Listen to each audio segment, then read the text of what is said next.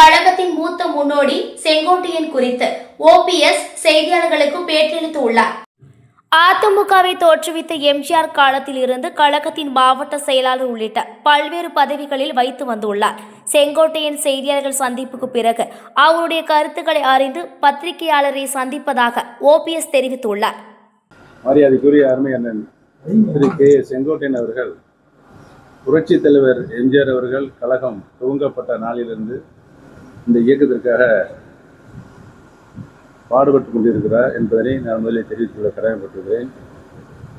தலைவர் காலத்திலே அவர் மாவட்ட கழக செயலாளர், தொடர்ந்து 23 ஆண்டுகள் மாவட்ட கழக செயலாளர், தலைமை கழக தலைமை நிலைய செயலாளர், இப்படி பல்வேறு கழகத்துடைய உயர்மட்ட பொறுப்புகளில் அனைத்து மக்களையும் அரவணைக்கின்ற தன்மையில் கழகத்திற்கு அவர் ஆற்றிய பணி உண்மையிலேயே அளப்பரியது என்பதை தெரிவித்துக் கொள்கிறேன்.